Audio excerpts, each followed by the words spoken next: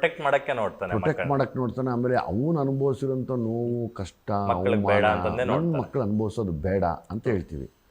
ಇಲ್ಲ ನಾವು ಮಾಡ್ತೀವಿ ಅಂದಾಗ ಅವಾಗೇನಾಗತ್ತೆ, ಇವತ್ತಿನ ಕಾಲದ ಮಕ್ಕಳು ಯೋಚನೆ ಮಾಡ್ತಾ ಇರೋದು ಇದು, ನಾವು ನಮ್ಮ ಕಾಲದ ಕತೆ ಹೇಳಬಾರ್ದು ಇವ್ರಿಗೆ.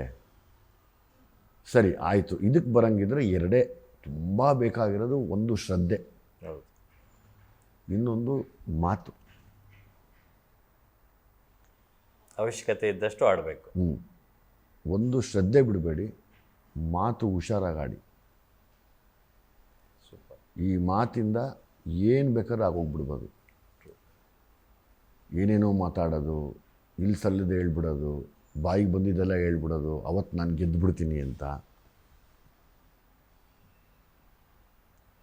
ಅವತ್ತೊಂದೇ ದಿವಸ ಅಷ್ಟೇ ಗೆಲ್ಲಕ್ಕಾಗೋದು, ನಾಳೇನು ಗೆಲ್ಲಕ್ಕಾಗಲ್ಲ. ನಾಳೆ ಸೋಲೆ ಅವ್ರಿಗೆಲ್ಲನೂ. ಅದೊಂದು ಹುಷಾರಾಗಿ ಇಟ್ಕೊಳಂಗಿದ್ರೆ ಮಾತ್ರ ಬನ್ನಿ. ಅದಾದಮೇಲೆ ಎಷ್ಟು ದಿವಸ ಇರ್ತೀರ ಅಂತ ನನಗೆ ಗೊತ್ತಿಲ್ಲ. ಇಲ್ಲಿ ಇರೋವರೆಗೂ ಕೆಲಸನ ಮಾತ್ರ ತುಂಬ ಚೆನ್ನಾಗಿ ಮಾಡಿ. ಅದನ್ನು ಮೀರಿ ನೀವು ಚೆನ್ನಾಗಿ ಶ್ರದ್ಧೆಯಿಂದ ಇರೋದೇ ಆದರೆ ನಿಮ್ಮನ್ನು ಯಾರೂ ಮುಟ್ಟಕ್ಕಾಗಲ್ಲ. Super sir.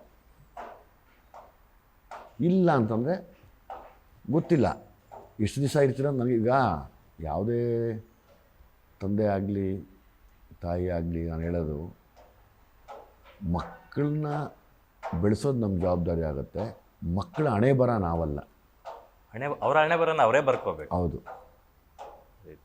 ಆಯಿತು. ಹಂಗೆ ನಾನು ಅವತ್ತು ಅವರಿಬ್ಬರಿಗೂ ಒಂದೇ ಹೇಳಿದ್ದು, ನಿಮ್ಮ ಹಣೆ ಬರ ನಾನಲ್ಲ, ನಿಮ್ಮ ಫ್ಯೂಚರ್ ನಾನಲ್ಲ.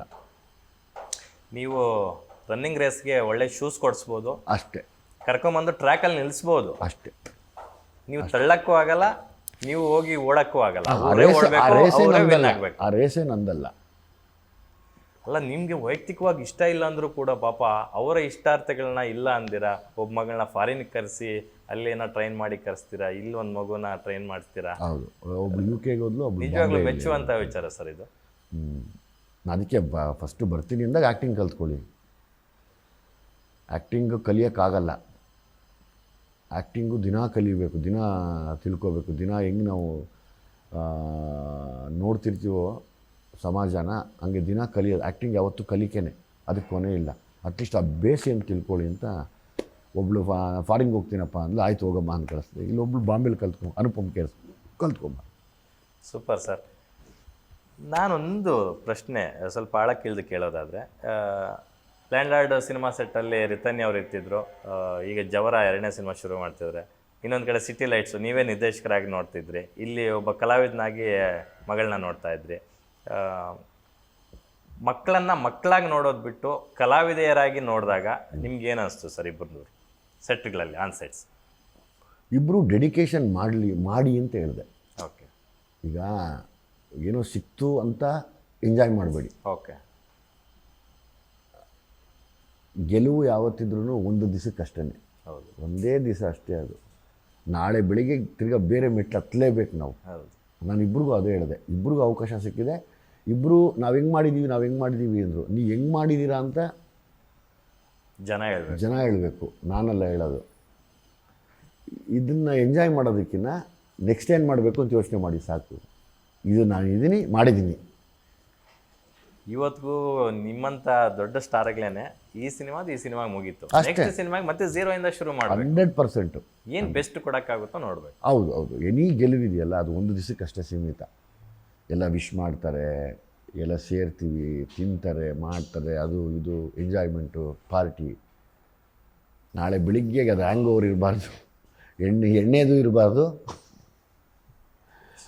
ಯಶಸ್ಸು ಇರಬಾರ್ದು. ಸೂಪರ್. ತುಂಬ ಸೂಕ್ಷ್ಮವಾಗಿ ಅವ್ರ ಮಾತುಗಳನ್ನ ಕಿವಿಗೆ ಹಾಕ್ಕೊಂಡ್ರೆ ಎಲ್ಲೋ ಟಚ್ ಆಗುತ್ತೆ.